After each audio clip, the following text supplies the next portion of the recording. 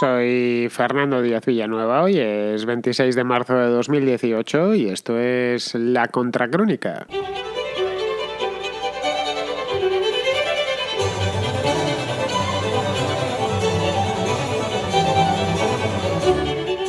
La noticia ha recorrido ya todas las rotativas del mundo, poco más se puede decir de ella.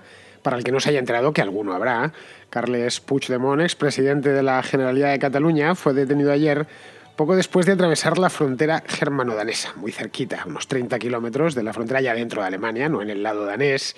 Venía de Finlandia y regresaba a Bélgica, donde reside, huido de la justicia, desde el pasado mes de noviembre. Regresaba a su casa de Waterloo, la que alquiló en las afueras de Bruselas. La detención se produjo poco después de que el juez del Tribunal Supremo, Pablo Llarena, reactivase la euroorden mientras Puigdemont se encontraba en Helsinki. Por lo que era cuestión de tiempo que, según saliese de Bélgica, cosa que hizo para este fin de semana, le echasen el guante. La detención de Puigdemont llega solo unos días después, 2 días después exactamente, de la fuga de Marta Rovira, la número 2 de Esquerra Republicana de Cataluña, que se negó a declarar en el Supremo, es decir, que la cosa venía ya calentita, el ambiente se había calentado suficientemente en los 2 últimos días. Vemos que lo que empezó hace ya 6 meses, sí, algo más, empezó en el mes de septiembre del año pasado, es decir, 7 meses, en un referéndum que fue declarado ilegal por el Tribunal Constitucional, ha terminado en un sainete de órdenes internacionales de búsqueda y captura y en un macroproceso penal en el Tribunal Supremo que solo ha dado sus primeros pasos. Eso es lo que hemos estado viendo a lo largo de los últimos meses y lo que te rondaré morena, como decimos en España, y todavía no ha concluido y falta bastante. No era esto precisamente, la verdad, lo que esperaban sus protagonistas, incluyendo a su principal protagonista, que es Carles Puigdemont, pero sí era lo previsible habida cuenta de los delitos que cometieron en septiembre y en octubre del año pasado. Pensaban que el Estado no existía, pero no, el Estado estaba ahí, pero no querían verlo.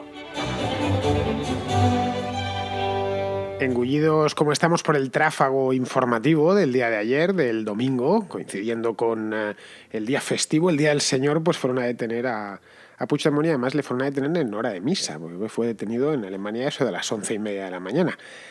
Pues como os decía, metidos como estamos en todo este ajetreo, ¿no?, de la detención, a veces se nos olvida que no es lo único que ha pasado, que esto obedece o es parte de un proceso, y este sí que sí, un proceso político y judicial, o mejor dicho, un proceso que empezó político y que ha terminado siendo judicial, que empezó hace ya bastante tiempo.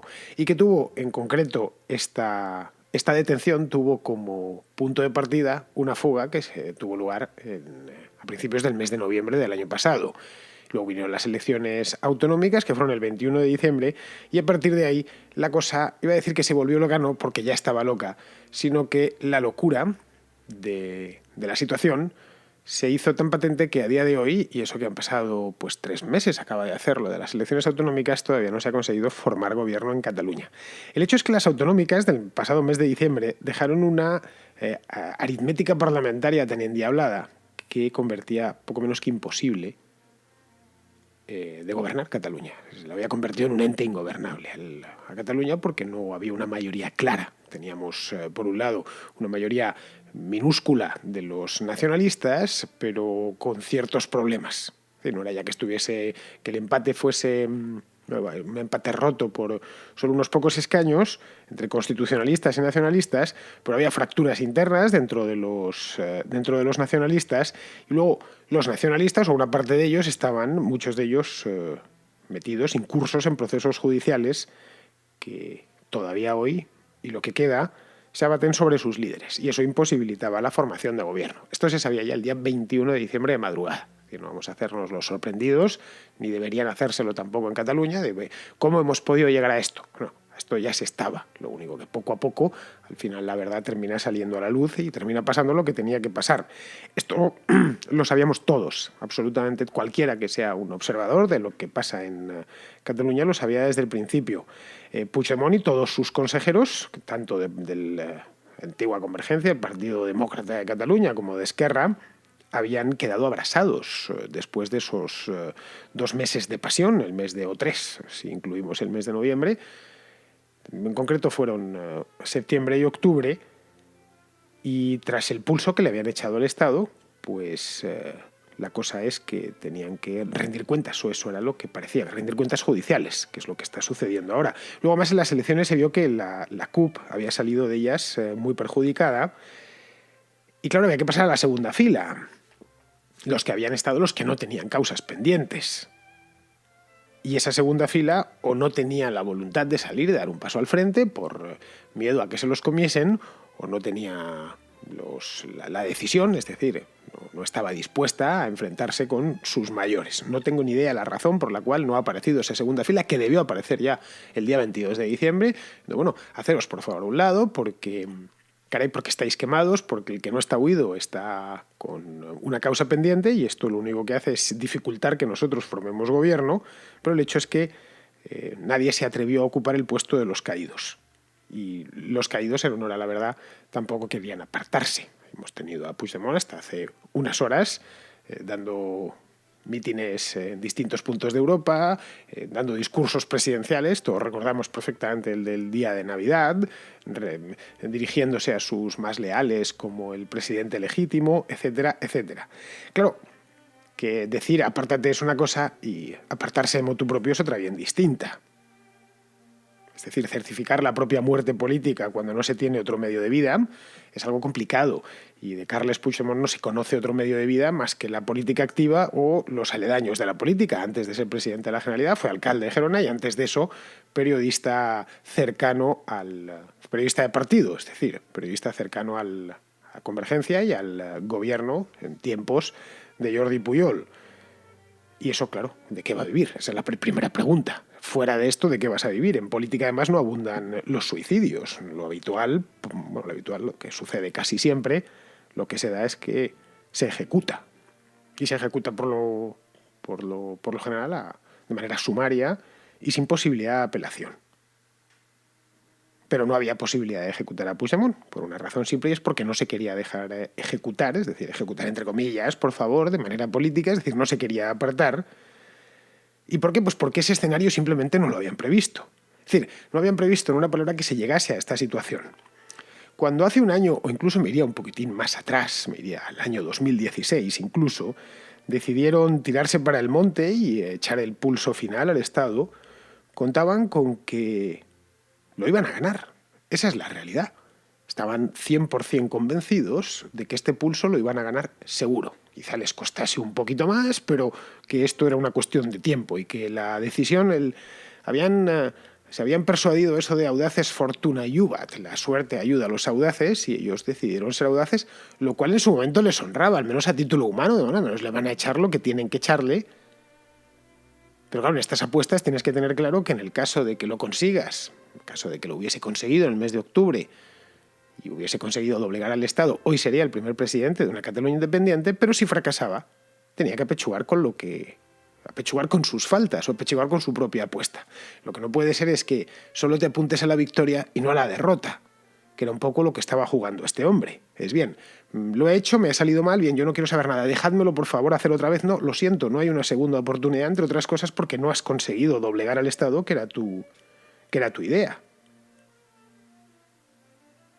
Es decir, al final, por lo que se ve, o por lo menos lo que veo yo, es que tanto Puigdemont como todos los grandes procesistas, toda la cúpula, habían terminado creyéndose su propia propaganda.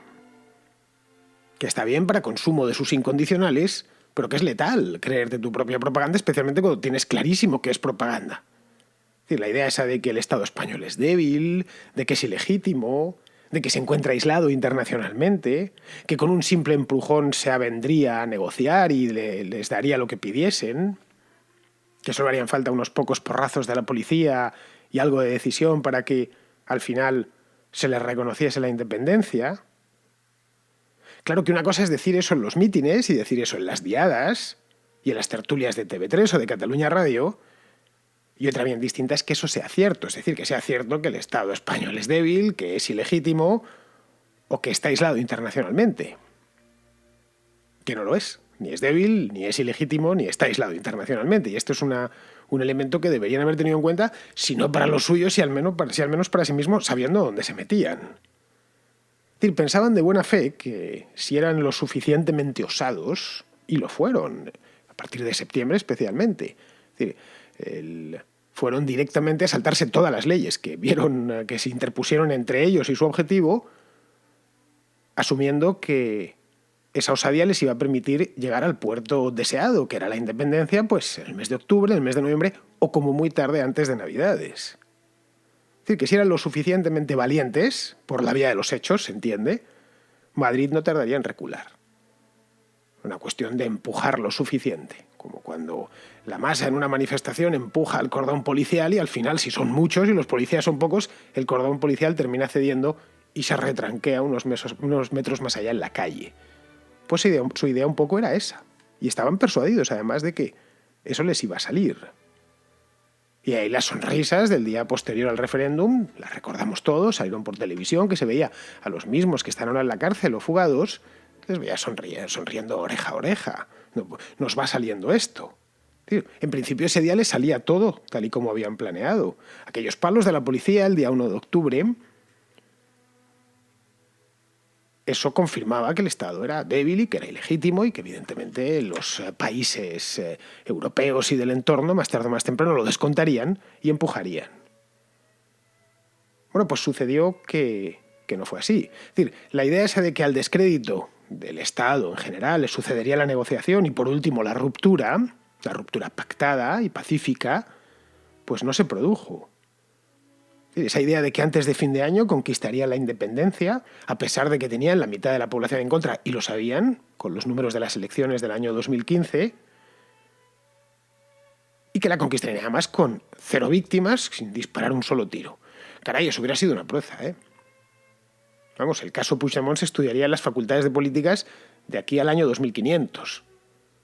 Es como se hizo de una manera casi magistral. Hubiera sido una jugada maestra en toda regla, pero es que quizá no era una jugada maestra. De hecho, a partir del día 3 de octubre todo se empieza a torcer. La maquinaria del Estado justo ese día se pone en marcha. Y se pone en marcha de una manera endiablada. Diréis, ¿el Estado? ¿Quién? Mariano Rajoy. Muchos le acusaban de que no hacía nada, otros de que había hecho demasiado, que enviando a la Policía Nacional a los colegios electorales. Pues no, precisamente ese Estado tardaría en ponerse en marcha todavía un mes, hasta el principios de noviembre, cuando se aplicó el artículo 155 de la Constitución. Pero es que el Estado no es solo la Moncloa, el Estado no es solo Mariano Rajoy. La Moncloa representa al Poder Ejecutivo, el Estado tiene 3. Que hay comunicación entre ellos, indiscutiblemente. Que hay interferencias entre ellos, pero siguen siendo 3 poderes, en principio autónomos. El Estado también son los tribunales de justicia, que ante casos tan graves como este actúan de oficio, haciendo pasar la apisonadora de la ley sobre el infractor.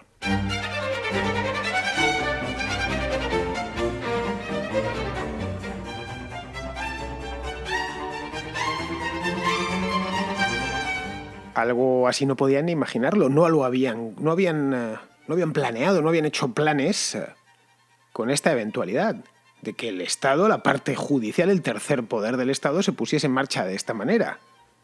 No sabemos por qué realmente, si es porque se había entragado su propaganda, que es una posibilidad, que en ese caso habría que acusarles de tontos, de estúpidos, por creerse lo que le estaban contando a los infelices, o porque quizá vienen ya alterados de lo que habían tenido allí durante mucho tiempo, que ellos mandaban en Cataluña y hacían de su capa un sayo. Y efectivamente, han estado mandando durante muchos años haciendo de su capa un sayo. Pero han visto que, o han tenido oportunidad, están teniendo oportunidad de ver que en el resto de España no funcionaba, o a nivel, por lo menos, de toda España no funcionaban las cosas así. Es decir, que digas incansablemente una y otra vez que España es una república bananera no significa que lo sea. Yo creo que es la lección principal. Es decir, la justicia en España es lenta, eso lo sabemos todos, porque o lo hemos visto, o lo hemos padecido en carne propia, la lentitud proverbial de la justicia en España. Ojo, en otros países también lo es. La justicia no debe de ser lenta, pero tampoco especialmente rápida. Una justicia muy rápida a mí no me da demasiadas, que instruya a toda velocidad, o que sea que tome las decisiones con el estómago, tampoco da demasiadas garantías. Pero bueno, es lenta. En muchos ámbitos está politizada, eso también lo sabemos. Pero lo esencial es independiente. Es decir, en principio confías en la justicia si tienes un problema.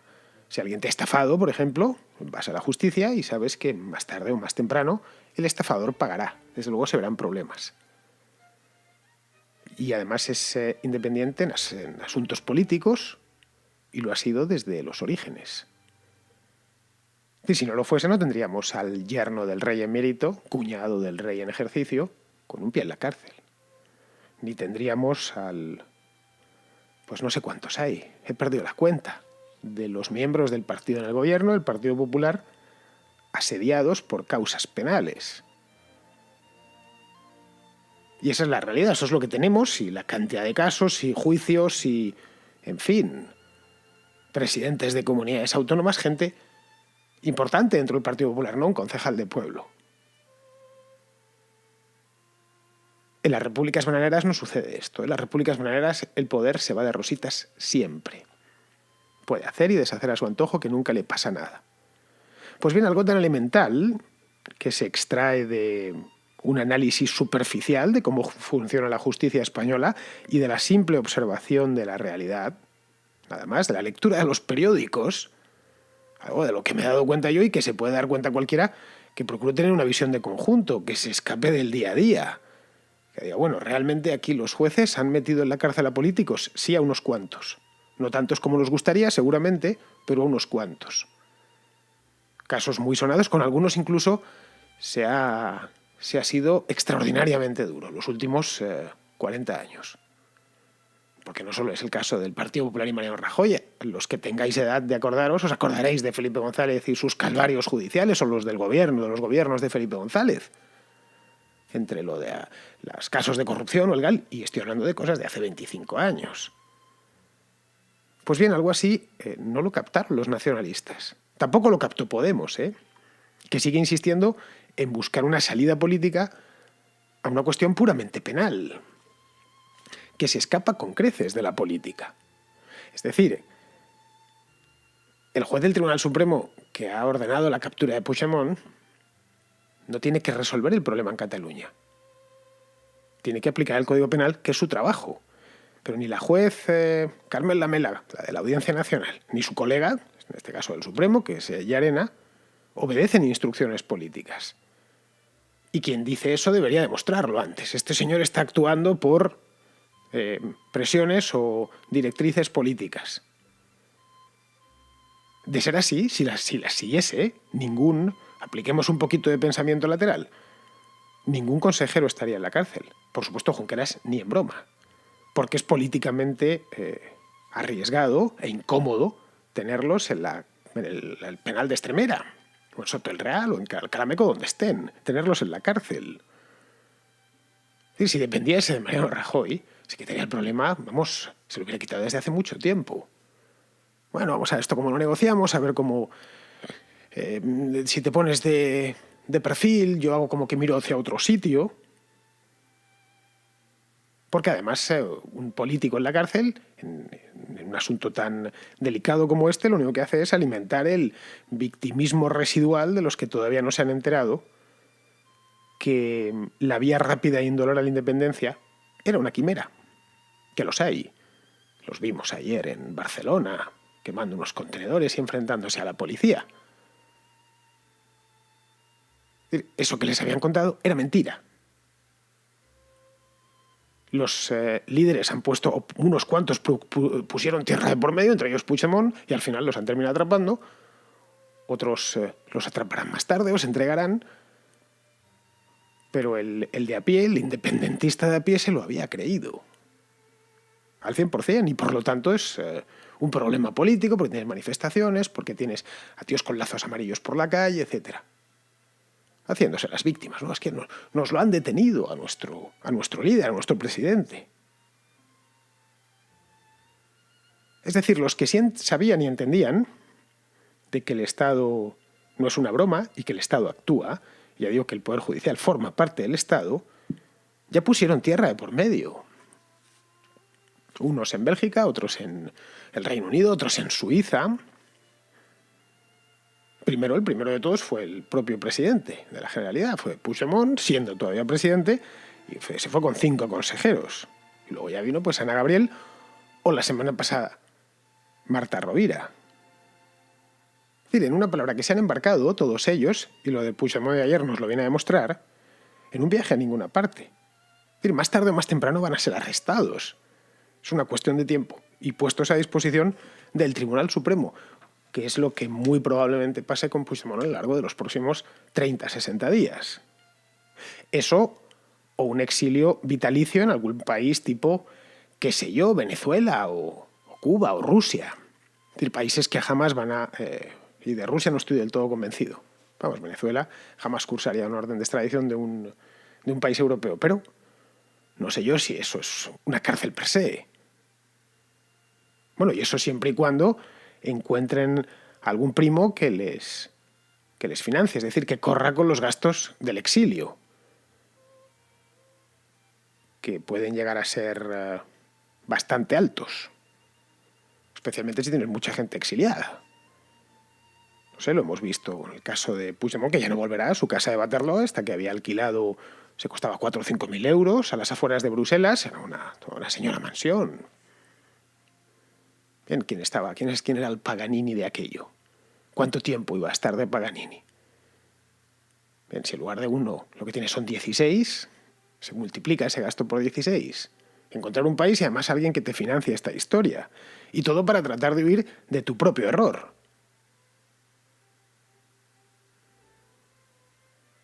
Es decir, esto, al final creo que tampoco habían hecho un cálculo adecuado y lo que estaban era huyendo hacia adelante, es decir, viajando hacia ninguna parte.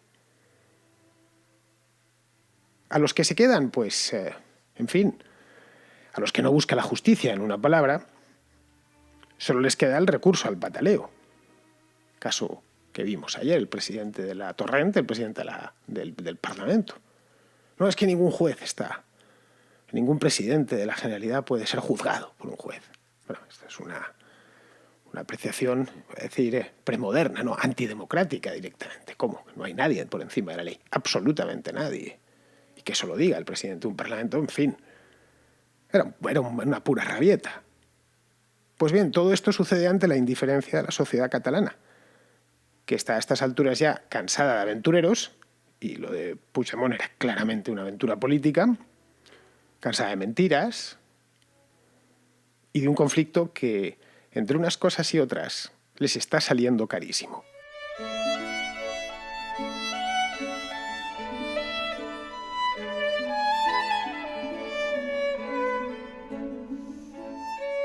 Lluís Hurtado, que es un oyente de Valencia, quiere comentarnos un asunto sobre la enseñanza del valenciano, de la lengua valenciana en Valencia, obviamente. Hace pocos días, las Cortes Valencianas han aprobado una nueva ley de plurilingüismo, según la cual las escuelas valencianas deberán impartir un mínimo del 25% en catalán, un 25% en castellano y entre un 10 y un 25% en inglés.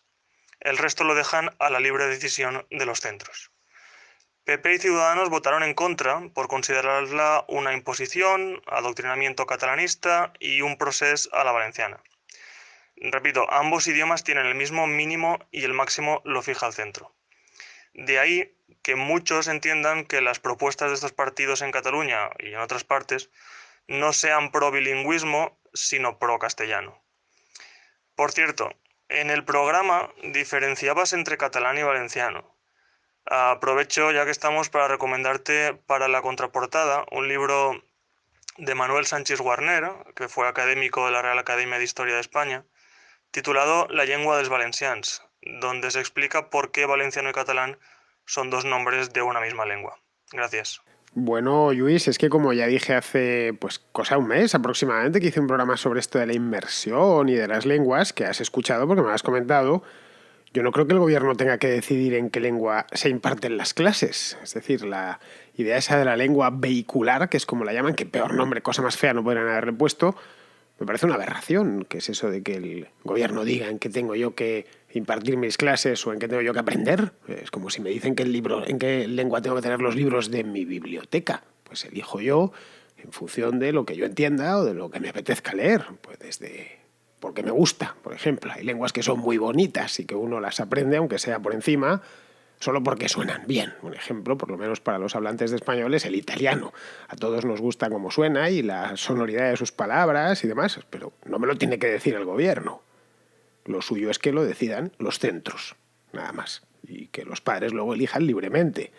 En el caso de Valencia, pues aparecerían centros en valenciano, centros en español, en castellano, centros en inglés, no sé, quizá algunos en alemán, en zonas turísticas o en sueco, qué sé yo. Y uno elegiría en función de lo que quiera para su hijo, que entiendo que los padres son los que quieren lo mejor para ti, ¿no? Eso es muy por encima de un funcionario o de un profesor o del gobierno, ¿no? En las empresas las lenguas eligen libremente la lengua que utilizan en sus comunicaciones internas.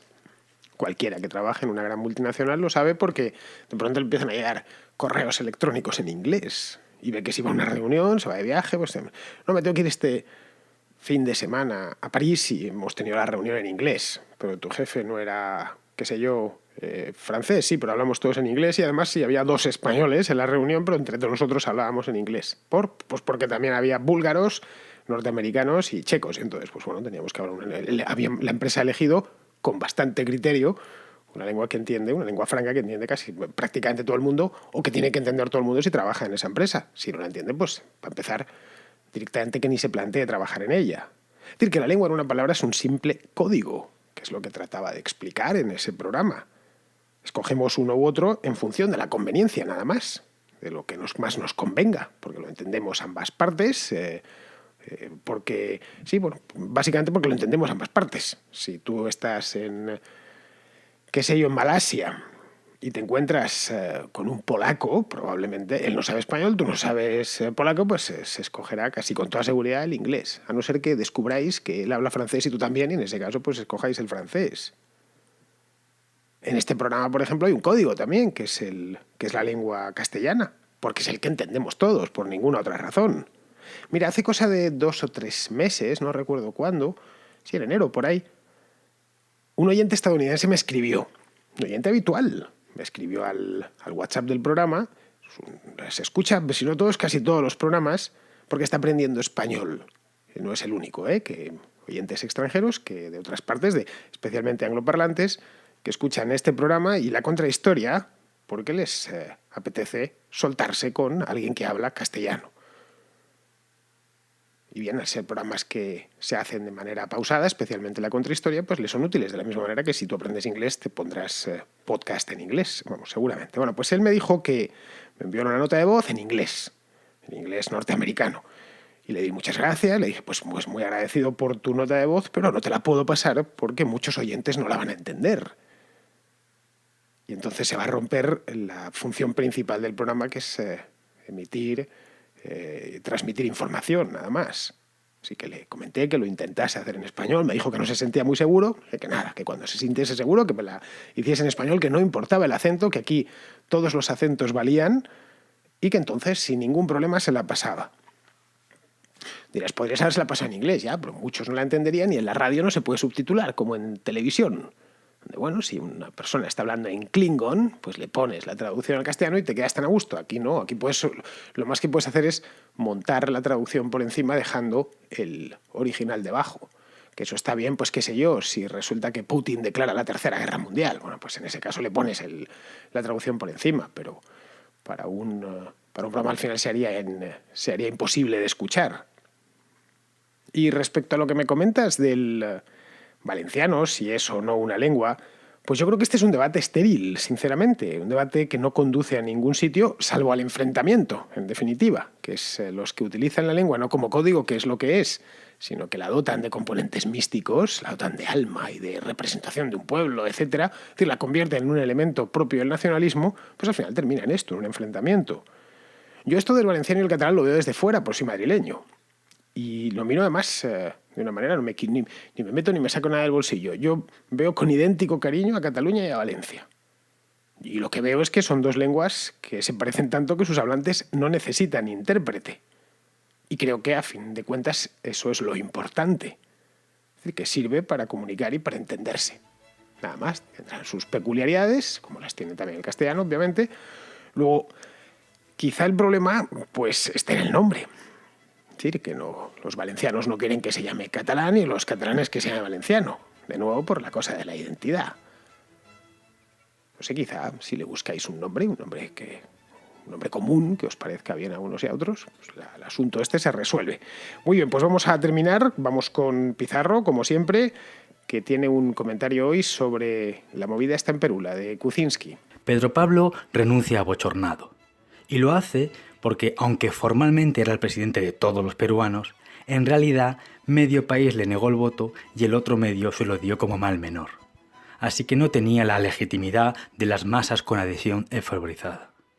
Y lo hace porque, aunque no ha sido condenado por juez alguno, el hedor de los indicios condenatorios tenía con cara de asco no a medio país, sino al país entero.